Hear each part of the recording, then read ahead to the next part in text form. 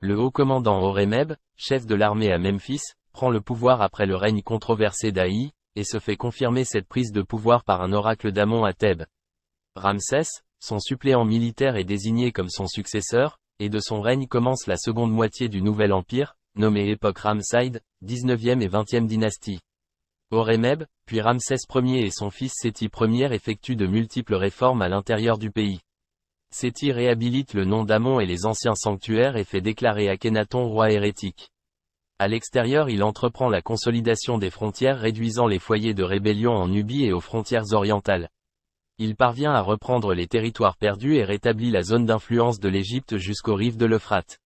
Stratégiquement, la capitale est déplacée à Pi-Ramsès, dans le delta du Nil oriental, proche de l'ancienne capitale Hyksos, permettant par ses points d'eau et ses forteresses un point de départ sûr vers la Palestine. La ville a une taille imposante et des activités éclectiques comme des palais, des installations militaires, divers temples destinés aux grands dieux de l'Empire, des écuries et des manufactures d'armes. Ces dernières fabriquaient des boucliers hittites pour des troupes auxiliaires grâce au cuivre tiré des mines de Timna dans le Negev. Pi-Ramsès est aussi un point militaire stratégique, permettant une action rapide des troupes égyptiennes en cas de révolte en Palestine ou en Syrie par exemple. Il y avait là de nombreuses tribus nomades, comme les Chazous ou les Apirous, que l'on a rapprochés de l'actuel nom, hébreu, qui gênaient le commerce par leurs guerres incessants. Pour finir, une intervention militaire dans le pays d'Amurru, dont le centre est Kadesh, était devenue inévitable depuis qu'ils étaient passés ouvertement du côté hittite. C'est ce que fait Ramsès II, fils et successeur de Séti Ier, en engageant une importante guerre contre les Hittites. Lors de la bataille de Kadesh, les troupes égyptiennes sont attirées dans un piège. L'armée égyptienne a la chance de pouvoir s'enfuir lors d'une embuscade. L'armée hittite était en effet dispersée par des pillages. L'Égypte perd alors le pays d'Amurru, et bien que la bataille de Kadesh ne soit remportée par personne, les murs des temples égyptiens sont couverts des inscriptions attribuant la victoire aux Égyptiens. Cette bataille marque cependant un tournant dans l'histoire des relations entre l'Égypte et le Proche-Orient. Le roi hittite, ayant des problèmes de politique interne, de famine et d'épidémie, convient avec le pharaon qu'une victoire totale n'était pas possible et signe un accord de paix. Ce premier traité de paix entre deux États dont on ait une trace tangible sera alors scellé plus tard par le mariage de Ramsès II avec une princesse hittite. Non seulement le traité dont on a retrouvé des versions dans les deux camps définissait une alliance formelle entre les deux royaumes, mais il fixait également les frontières et prévoyait l'extradition des traîtres et condamnés par la justice des deux pays. Ramsès meurt à 90 ans, après un long règne bien occupé. Hormis ses victoires militaires et diplomatiques, il fait construire ou reconstruire de nombreux sanctuaires, portant son nom, dans tous les principaux centres d'habitation du pays. Grâce à l'or obtenu par l'exploitation intensive des mines nubiennes, il assure un revenu permanent aux caisses de l'État égyptien. Les relations commerciales florissantes depuis que la paix régnait entre les deux grandes puissances de la région favorisent une nouvelle ère prospère. Parmi sa centaine d'enfants, Khaemouazeh, un de ses fils, a la tâche de rétablir les anciens cultes dont ceux des ancêtres royaux et certaines de ses filles occupent la fonction de grande épouse royale. Cependant, malgré cet apogée apparent, l'édification des temples, les victoires successives cachent une entrée dans une crise économique profonde pour l'Égypte. À l'ouest du pays, les Libyens s'allient au peuple de la mer, et sous le règne de Mérinta, qui succède à Ramsès II, attaquent le delta. En vain, car Mérinta parvient à les repousser à l'issue d'une victoire totale par terre et par mer. Après le règne de celui-ci, la famille royale est déchirée par une guerre de succession que le trop grand nombre de descendants de Ramsès II rendait prévisible, menaçant le pays d'anarchie. Le scénario qui avait vu la reprise du royaume par une famille militaire se rejoue alors et c'est Setnart, alors probablement vizir du Nord, qui rétablit l'ordre à son compte installant son fils Ramsès, le futur Ramsès III, comme co-régent dès son accession au trône. Le royaume hittite était tombé sous les coups des peuples de la mer, dévastant sur leur passage les cités d'Asie mineure et de Chypre, les villes du pays d'Alalak, Ougarit et Carchemish. D'après les sources dont notamment les textes relatant les exploits du roi sur son grand temple de Médine Abou, l'Égypte était assiégée de toutes parts, par des Chardanes, que l'on a rapprochés des Sardes, des Lyciens, des Tourèches, des Akiawas, que l'on croit être les Achéens, des Pélézais, rapprochez eux des Philistins, etc.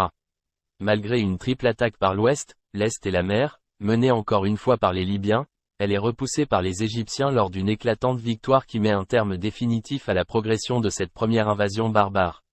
Grâce à cette victoire et son butin correspondant, Ramsès III peut entreprendre la construction du temple de Médine Abou qui, signe des temps, est aussi une forteresse de par ses imposantes murailles et son portail d'accès en forme de migdol, sorte de porte fortifiée renforcée de 2 tours crénelées.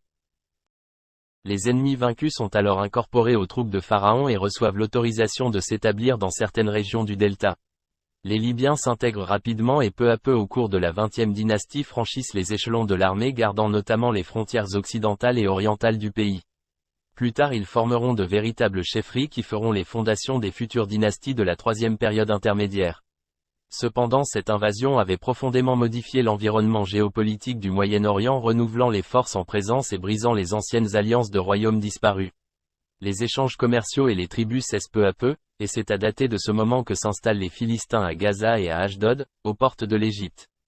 Avec la perte des tribus et la demande constante de l'entretien de troupes de mercenaires, et peut-être aussi une baisse du rendement de l'or nubien, l'Égypte s'enfonce dans un déclin économique qui se traduit par une déstabilisation du système sur lequel se fondait l'économie de l'Empire.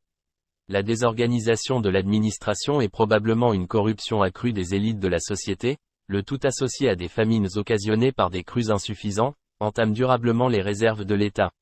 De grands procès sanctionnent des scandales qui éclaboussent Thèbes à la fin de la dynastie. Ils font état de véritables complots y compris contre la personne royale. Ramsès III, à la fin de son règne est victime d'une conspiration du harem qui atteint mortellement le roi et qui sera puni par son fils légitime et successeur Ramsès IV. Pour couronner le tout, la main-d'œuvre dans la place de vérité travaillant aux tombes royales se met en grève faute d'approvisionnement régulier. Le papyrus de la grève relate ce premier mouvement ouvrier connu de l'histoire. Les successeurs de Ramsès III ne peuvent qu'observer la chute de l'influence de l'Égypte qui, règne après règne, perd ses principales conquêtes et ne sont que les témoins de l'éclatement interne du pays.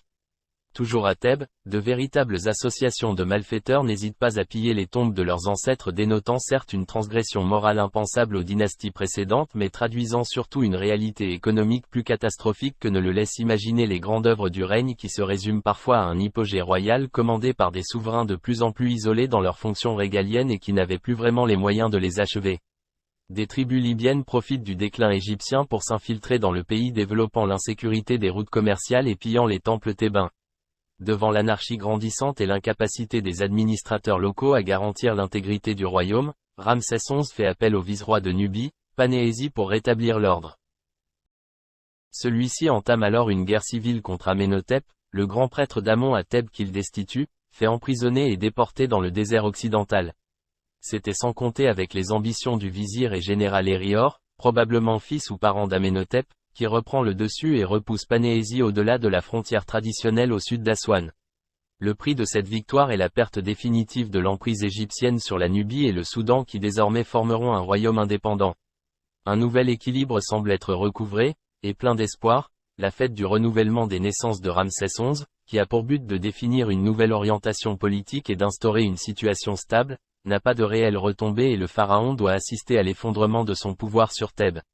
En effet, c'est alors qu'Hérior Siamon qui avait succédé à Amenhotep dans la charge de grand prêtre d'Amon s'arroge les pouvoirs royaux sur la Thébaïde et instaure une dynastie parallèle fondée sur une théocratie définie par l'oracle d'Amon-Ré. Le clergé d'Amon, devenu une véritable dynastie, prend le pouvoir en Haute-Égypte. C'est la fin du Nouvel Empire.